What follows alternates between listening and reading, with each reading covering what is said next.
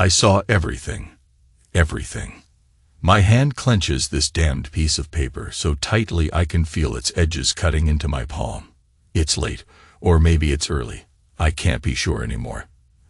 The days, nights, hours blur together into one endless moment of shock. I'm standing in our living room with the lights turned low, the shadows stretching across the floor like accusing fingers. And I'm holding proof, in thick black letters, of the DNA test that changed my entire life. Maybe it's this slip of paper that will kill me in the end, or maybe it'll set me free. I wish I could say I stumbled upon it all by mistake. In the stories you hear, the husband is blissfully unaware until one day the truth hits him like a freight train. But me, some part of me always suspected. A half whisper, a chilling breeze. It's not that I thought she was unfaithful all these years. It's more that I had this sense that someone, was slipping away from me. They don't teach you how to interpret that kind of dread. It coils deep in your gut, grows branches of paranoia. Maybe you ignore it, hoping it's just insecurity. Then, eventually, it sprouts into truth. And my truth is, my wife, Sarah, cheated on me with Tom. Tom, the co-working space administrator. Some smooth-talking, laid-back guy I've seen only a handful of times. I remember the first day I met him. His handshake was just a tad too firm, his grin a bit too wide. I should have read the signs, but it's easy to call yourself an idiot in hindsight. You always think, nah, that can't be me. I've got a wife, a teenage son, a home. We're good. We're safe. We're a family. Except we aren't. Not by blood. Anyway, the DNA test proved that my boy, the child I raised from birth, isn't mine. It was a Saturday, my only day off that week, when my son asked if we could do a little genealogy test together, something about tracing our heritage for a school project. I thought it was harmless. Sure, son, let's discover we're part Irish or maybe a tenth Norwegian. Instead, we discovered something else. My paternal line has no place in his veins. Back then, before the full impact hit, I held that paper in trembling hands and said, "There's got to be some lab mistake. Let's not jump to conclusions." He stared at me with those wide eyes. Eyes I always considered my own, though they're apparently not. And asked, "Dad, what's going on?" I remember muttering nonsense. This is probably a glitch, a contamination. We'll figure it out. But deep inside, everything felt like it was snapping. My world, my sense of fatherhood, my illusions. By that evening, that thin veneer of calm had shattered. I confronted Sarah. "Is there something you want to tell me?" I asked gently, almost fatherly, as if coaxing a confession out of a child. She froze. Her face went pale, and she fiddled with the ring on her finger. No immediate denial. No half-laugh of disbelief. Just that trembling hand betraying her. My heart lurched. And then came her tears. "Rick, please. Don't hate me," she whispered. The rest poured out in fragments. "It was a mistake. It was years ago. I didn't know how to tell you. I never meant to hurt you. I don't want your apologies," I spat. "I want the truth." Her head dropped. "He was just someone I knew from work," she said after a long silence. "Tom. It happened around the time you were traveling so much. That big project for your company. I was lonely. It was just once. Twice. Then, quieter. Maybe more. God, I wanted to scream, to lunge at something. But all I did was walk out of the house. The only place I could think to go was my car. I sat in the driver's seat in total darkness, hitting the steering wheel again and again until my palms ached. That was the first time I thought, I'd rather be dead than face this. But I kept hearing footsteps behind my ears, my own footsteps leading back inside eventually. Because as much as I wanted to run, I had to know. By the time I stepped in again, Sarah was on the couch, sobbing quietly. The lights were off except for a single lamp in the corner, casting her in a faint golden glow. She looked fragile, like a broken figurine. I almost felt sorry for her. Then the anger flared. My mind started to race with images. I pictured her body pressed against Tom's, the softness of her breath as she whispered who knows what into his ear. My chest felt like it would explode. I wanted to grab something, break it. But I just stood there, suffocating in the quiet. Days passed in a nauseating lull. We didn't talk much, just the essentials about bills, dinner, whether our son needed anything. She hovered near me, then drifted away, as if I were radioactive. I busied myself with spreadsheets and calls for work, pretended to be the stable one. But inside, the storm was building. Then, out of nowhere, I got the second blow, a video. It popped up in my email, an anonymous link, or maybe not so anonymous. The subject line read, "Rick, you need to see this. A friend." That alone would have been suspicious enough. But in this new digital age, you open things. You have to. Curiosity kills more than cats. It kills marriages, illusions, and sanity. I clicked. My screen flickered. And there they were, Sarah and Tom. A shaky phone recording, the angle not perfect, but enough. They were in the co-working space, behind the reception counter after hours. The security lights dim, making her silhouette a highlight on the grainy footage. Her hair undone, blouse half off her shoulder, his hand pressing against the small of her back. I saw them. I heard them. Her moan, his breathy laughter. The camera zoomed in abruptly, capturing the raw friction of their bodies. In that moment, I felt the floor vanish beneath me. I slammed my laptop shut, but it was too late. It was seared into my mind. My entire body trembled, adrenaline flooding every inch of me. I lurched into the bathroom, retched in the toilet, and slid down the wall until I sat there, dizzy and shattered. Tears blurred my vision. I've never felt smaller, weaker, or more broken. That's my wife. I kept muttering to the tiles. That's my wife. They say anger is a second-stage emotion, rising from deeper hurt. I felt it in waves, small at first, then monstrous. Fury that she let someone film them. Rage that I had to see it. That she gave me no shield from this ugliness. I was never meant to find out. That's what stung most. It wasn't an act done in the light. It was hidden, a betrayal in the shadows. Now the shadows were replaced by digital clarity, a permanent brand on my mind. The video was in the cloud. And what's in the cloud never disappears. In the days that followed, I paced around our house like a ghost. Everything reminded me of her and him. Every piece of furniture, every plate in the cupboard, the smell of laundry. I could imagine her folding our sheets after she'd been with him, wearing that same gentle smile she wore in that damned video. I was losing grip on reality, drifting between normal tasks and flashbacks that made me want to scream. The next major blow came with the dinner table confrontation. Our son, my son, no matter what, sat there, eyes darting between me and Sarah, not sure what the hell was going on. I had told him we needed to talk. He sensed the tension. No one said a word for a full minute. Only the hum of the refrigerator broke the silence. Sarah cleared her throat. Maybe we should. I cut her off. You wanted honesty, right? So, let's be honest. My voice was calm, but my insides were on fire.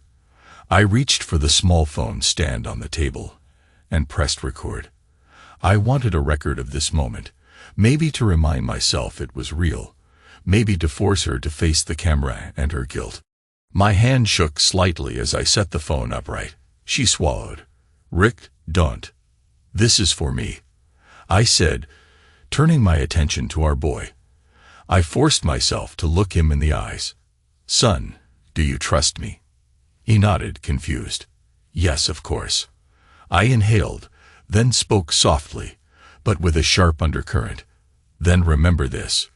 Love is responsibility, not a rag.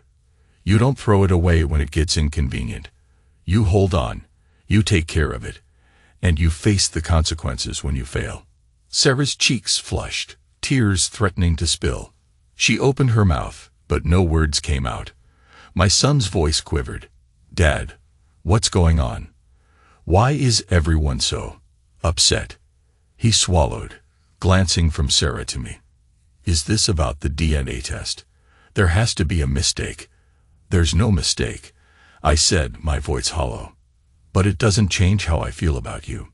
You hear me? Not one damn bit." He started crying.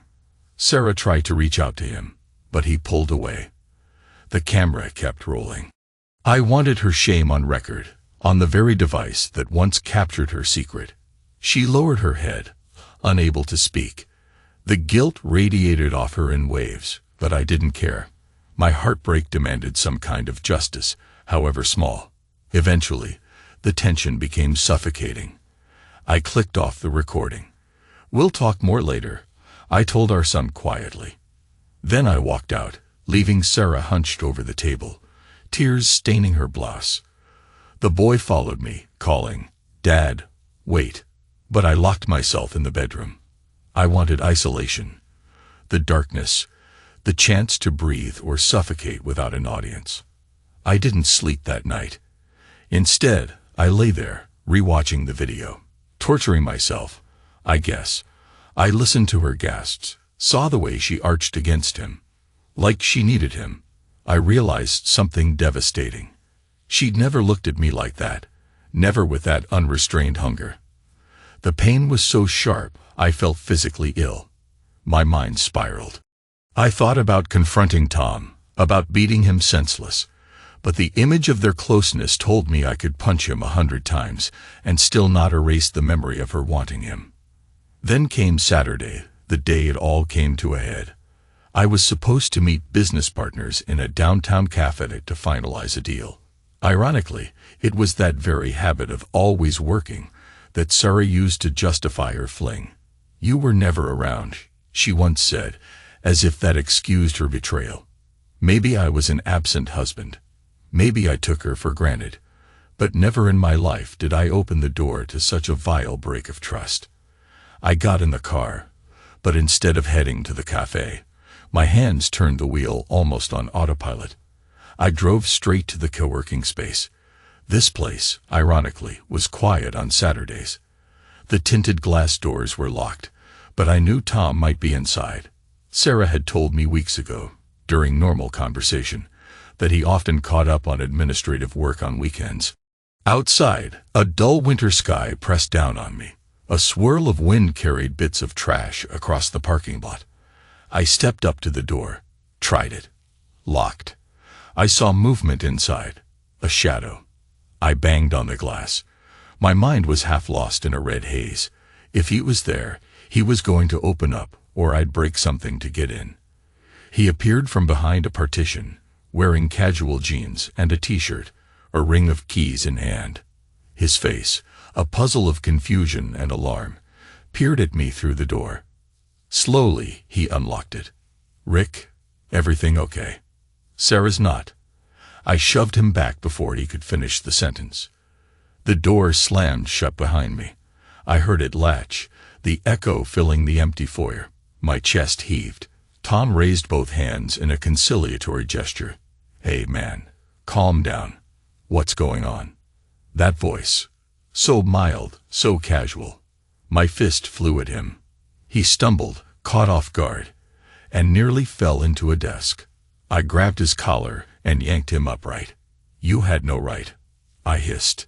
"No right to touch my wife, to do this to my son, to me." "Rick, please," he managed to say, spitting a bit of blood onto the polished floor. This was between me and Sarah. "I'm sorry if..." I clocked him again, this time sending him to the ground with a dull thud. My hand burned from the impact. Tom whimpered in pain, crawling backward, searching for space. My body trembled with rage, adrenaline making my vision blur at the edges. I wanted to bury him. But somewhere behind the anger, I heard my own voice echo. "Enough. Don't kill them." I stepped back, panting, my chest tight. He coughed, glancing up at me from the floor. "Rick," he said, hoarse, "I never meant..." "Shut your damn mouth," I barked. "Meant to or not, You destroyed my life. For what? A few stolen moments. A cheap thrill. He stared at the ground, not answering. I waited, half hoping he'd say something that would justify another punch. But he remained silent. The quiet was excruciating. My anger roared, then receded, replaced by a heavy, crushing sadness. Because looking down at this broken man, I realized he wasn't worth it. He was just a symptom. The real disease was festering in my own home, in my own marriage. If not Tom, maybe it would have been someone else. The thought sickened me. My knuckles throbbed. He tried to scramble to his feet, using the edge of a desk to hoist himself up. "Look," he said softly, hands still half raised in surrender. "I'm sorry. Truly. I didn't plan this." She seemed unhappy. "It just happened." "Yeah," I muttered bitterly. "It always just happens, right?" I left without another word, pushing past him. He didn't try to stop me. As I slammed the glass door behind me, I felt a flicker of satisfaction, seeing the blood trickling from his lip, the bruises forming on his face. A pitiful attempt at revenge, but maybe it was something. My heart still pounded a war drum, but I could breathe again. For a few seconds, that was enough. Driving home, my mind darted. I thought about how to end this once and for all. Did I want a divorce? Did I want to take our son and vanish? But he's not. No. Stop. He's my son. Biology be damned. My heart ached, and I realized that was my anchor. The boy was my reason to live, to push forward. Without him, I'd have no reason not to crash my car into a tree right now and end the misery. When I got back, the house was quiet. Sarah must have been in the bedroom. My son was in the living room, TV on, but the volume turned low. He looked up, concern etched on his face. "Dad, you okay?" I rubbed my forehead. "I'm fine, buddy. I just needed to clear my head." He nodded slowly. There was a sadness in his eyes I couldn't stand to see, so I forced a weak smile. "Hey," I said, "want to go out for a burger later? Just you and me?" He nodded, relief flickering across his features. "Sure." We ended up at a greasy diner on the corner of Main Street. It was an old-school joint with neon signs and faded vinyl booths. We slid into a booth, the overhead lights humming. The waitress poured us water without a word. A father and a son, if only in spirit, hunched over laminated menus, both lost in thought. I tried to muster conversation. "How's school?" He shrugged. "Fine." We stared at each other, and I saw tears well up in his eyes again. He looked away, blinking them back. "Dad, I don't care what the DNA says. You're still my dad." I reached across the table and grabbed his hand, giving it a reassuring squeeze. The gravity of his words hit me hard. My throat constricted, and I fought back tears. "Same here. Don't you ever forget that." He nodded, biting his lip. I let the moment pass in silence before I cleared my throat. "We'll figure out how to handle the rest," I said quietly. "No matter what." After dinner, we returned home. Sarah was waiting in the living room, eyes swollen from crying. The tension in the air was palpable. My son headed upstairs to give us space. She stood, twisting her hands, searching for words. "Where were you?" I stared at her, part of me wanting to keep up the cold front, another part wanting to scream. Finally, I said, "Saw Tom." Her eyes widened, flickering with fear or guilt, or both. "Why would you?" She started, then stopped, noticing the dried blood on my knuckles. She gasped softly, stepping forward. "Oh God. Rick, you. What did you do?" "I gave him what he deserved, if only a fraction," I replied icily. "Don't worry, he's alive. But he sure as hell won't forget me anytime soon." Tears welled in her eyes again. "I never wanted any of this," she mumbled. "I didn't want to ruin us." "You had a funny way of showing it," I said, letting the sarcasm drip. Then I exhaled, feeling exhaustion weigh me down. "Sarah, I'm done with the lies, the half-baked apologies. I just want one thing from you. The truth about what you want now. Do you want to fix this? Or do you want out? She opened her mouth, shut it, then opened it again. I don't know, she whispered. I can't think straight. Everything's such a mess. I nodded slowly, the bitterness swirling. Then you'd better figure it out, because I can't live in limbo forever. I left her standing there, tears streaming down her cheeks. A part of me wanted to comfort her, to hold her, but the larger part recoiled at the thought of touching what felt like someone else's wife. My entire sense of identity was splitting. I was physically in this home, but mentally, I was watching that damn video on a loop. Days turned into a surreal ballet of half-spoken sentences and forced politeness. We tried acting normal for the sake of our son, though he wasn't fooled. At night, I slept on the couch or in the guest room. Sometimes, I'd catch a glimpse of Sarah in the hallway, a ghost in her own home. We drifted, two wounded souls, uncertain if we could ever be whole together. I considered therapy, but the idea of rehashing it to a stranger felt unbearable. Instead, I spent hours alone, scouring the internet for legal advice, searching DNA test fathers' rights, infidelity laws, emotional distress, anything to anchor me. That's when I realized a new dark desire stirring in me, revenge. Not just a punch to Tom's face, but real, lasting revenge that would make them feel a fraction of my torment.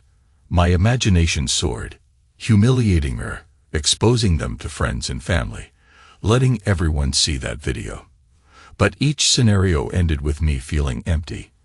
People say revenge is sweet, but it's also fleeting. Once you do it, you're still left with the wreckage. On the other hand, maybe I needed that fleeting sweetness if I were to find closure. One evening, while she was out of the house, I settled into my computer. I had that cursed video. The original link was burned into my memory, saved in my bookmarks with a cryptic title so I'd never forget. I stared at the share button, hand hovering over the mouse. Could I do it? Could I sink that low? My heart thudded. The sweaty tremor in my palm told me I was standing at a precipice. I closed my eyes, picturing the aftermath.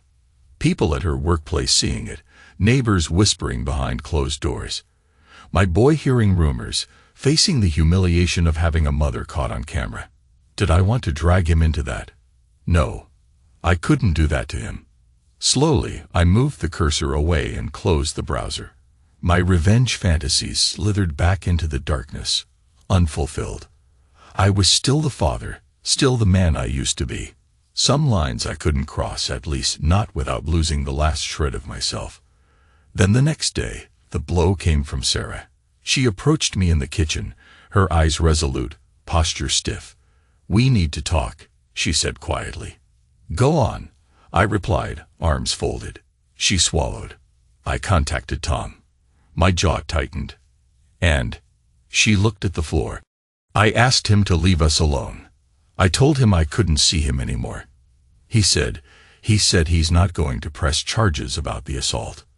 She paused, flicking a glance at my bruised knuckles. "That's big of him," I muttered. She nodded slowly. "Rick, I'm sorry for everything. If there's a chance, even a tiny one, I want to fix our marriage." I stared at her for a long time, searching her face. The woman I married, the woman in the wedding pictures, was a world apart from the one I'd seen on screen. But she stood there, trembling, with tears in her eyes.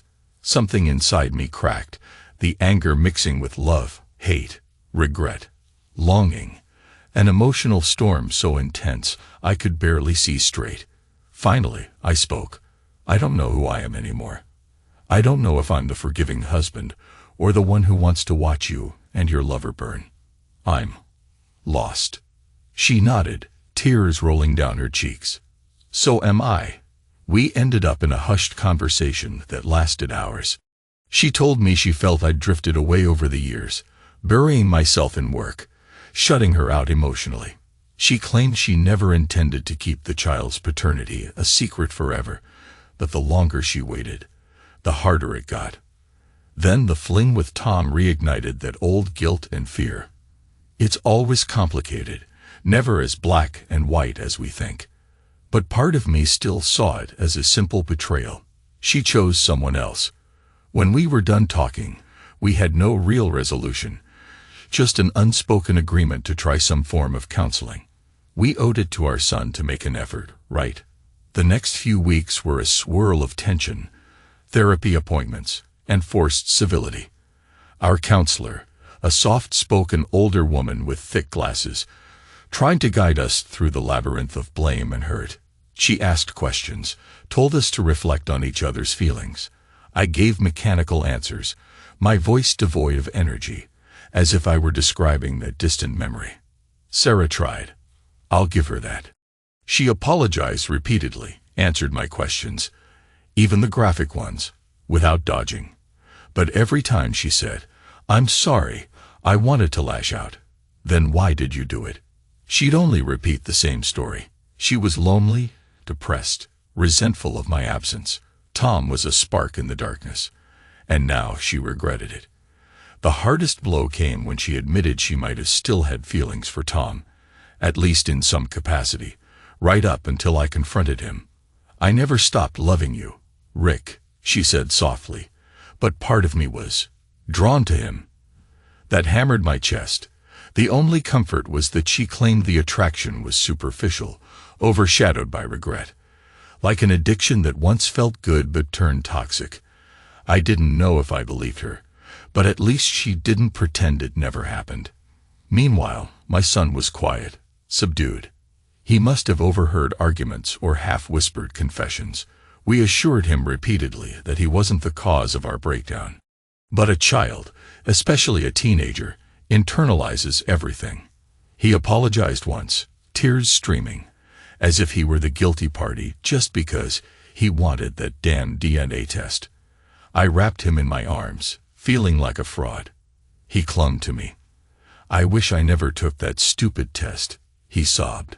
I murmured, "Don't say that," though a twisted part of me agreed. Had we been better off living in ignorance? Possibly. But the truth would have come out eventually. Fate or chance, or some cosmic cruelty. These secrets rarely stay buried. One morning, I woke up early and found Sarah sitting at the kitchen table, staring at a framed photo of the three of us on a trip to the Grand Canyon.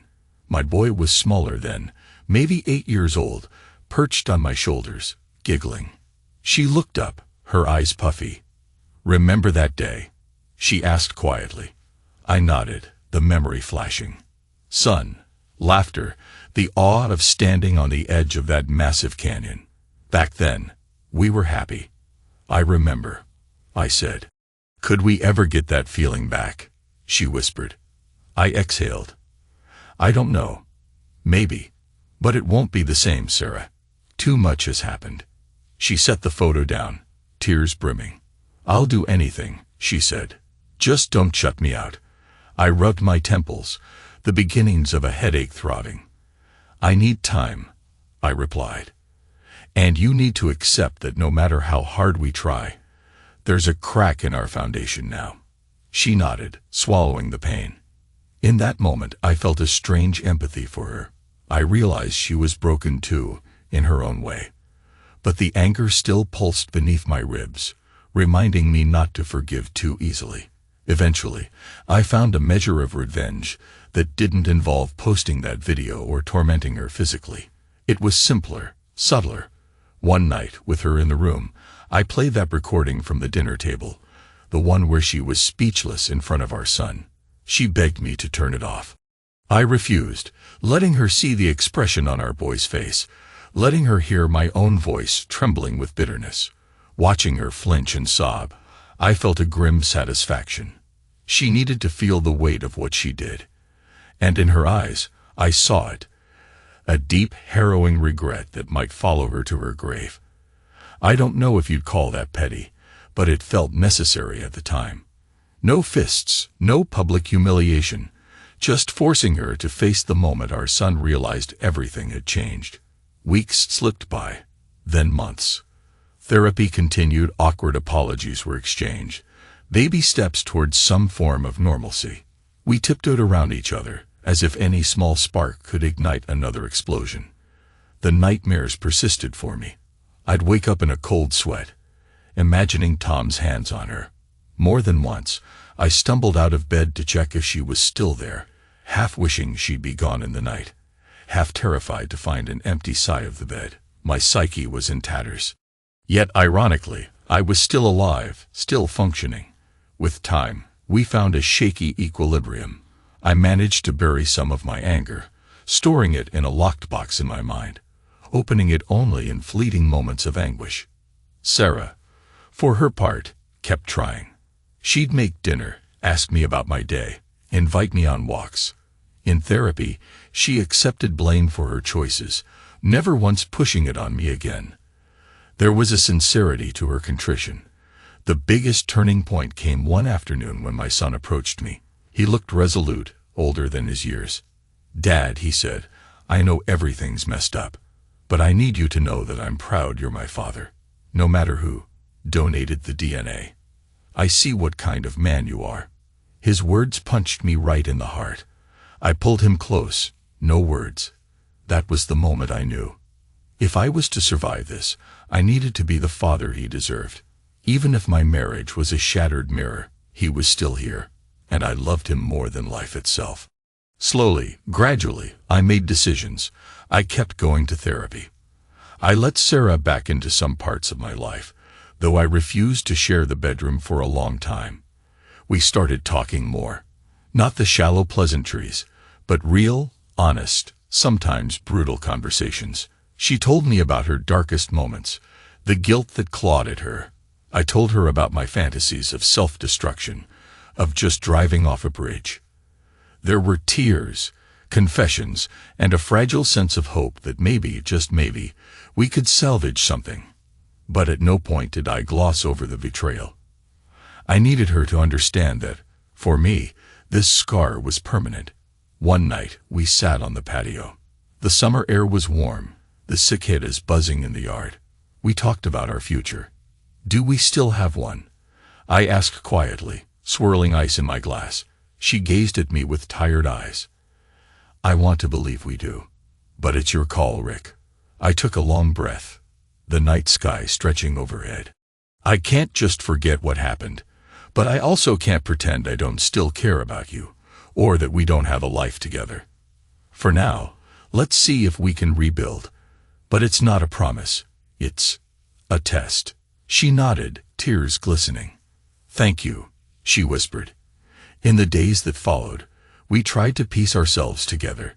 Date nights in modest restaurants, quiet walks holding hands, stumbling attempts at physical affection that felt both right and wrong.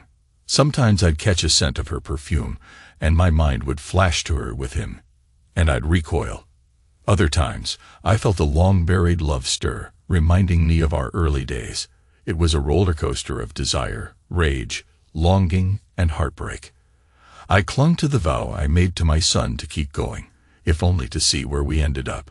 Eventually, I confronted the fact that, yes, I might have partially driven her away by not being present, by letting my career overshadow my marriage. That doesn't excuse her betrayal, but it forced me to look at the ashes of our relationship with new eyes. If we had any chance at all, it had to be built on mutual honesty, not illusions. Over time, that honesty became both a balm and a blade. I had to face my own failings, just as she faced hers. At some point, though, I realized revenge was no longer fueling me. I had found a new purpose. Survival, not just physically, but emotionally. I wanted to be a better father to my boy, to show him how a man handles devastation without losing his soul. I wanted to see if I could reclaim some sense of self-worth beyond being a betrayed husband. The only path left was forward. Through it all, the nightmares persisted, but less frequently. The memory of that video remains, an indelible scar on my psyche. Yet I haven't watched it again in months. I refuse to feed the demon. Instead, I focus on building a future, whatever shape it might take, knowing that the illusions are gone, replaced by raw truth. Sarah gradually earned a sliver of my trust back, Not enough to erase the past, but enough to function. We can now share the same bed sometimes, though I still tense when I see a flash of hesitation in her eyes, or when the phone buzzes unexpectedly. I keep my own inner monologue, the one that says, "You'll never be safe again," locked away behind forced optimism. Is it healthy? Maybe not, but it's all I can manage right now. As for Tom, he's out of our lives.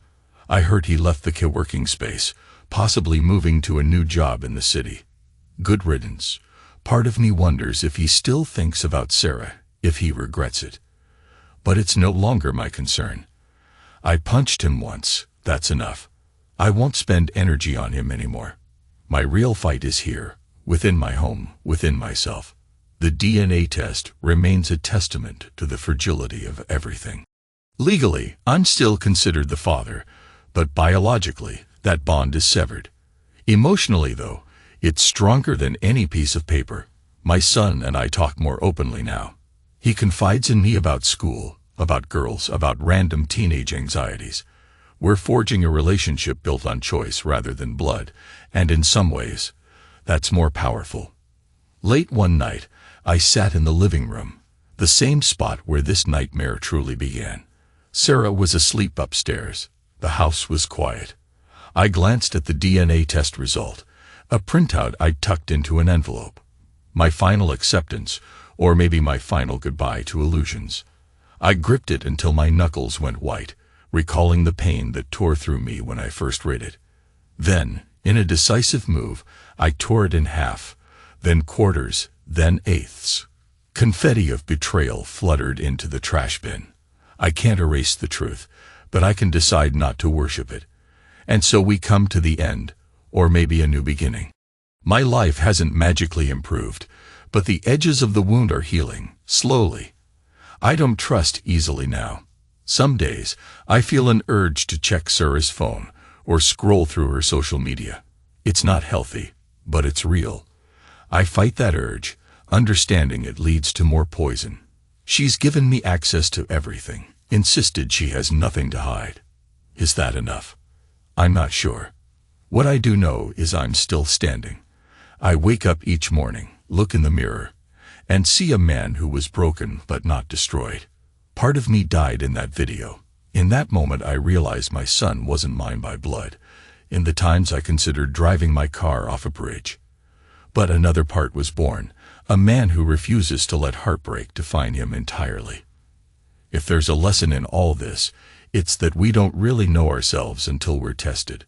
I thought I was the stable one, the provider, the father, the husband with a solid life. Turns out, my foundation was built on illusions. Now, I'm rebuilding from the ground up. Maybe someday I'll find complete peace. Maybe not. But the crucial point is, I'm here, forging a tomorrow out of the shards of yesterday. Sometimes in the night, I still see those images. Sarah's betrayal. The co-working space, the moans, the raw silhouette of her body entwined with his. A piece of me flinches and wants to break something all over again. Then I remember how far I've come from that day. And I let the anger subside, like a tired wave retreating from the shore. Yes, I sought everything. Everything. The sight scorched my soul and nearly ended me. But somehow, I'm still breathing, still forging ahead. And in the darkness of my living room, as I sit alone with the faint hum of the refrigerator in the background, I close my eyes and whisper, I'm still here.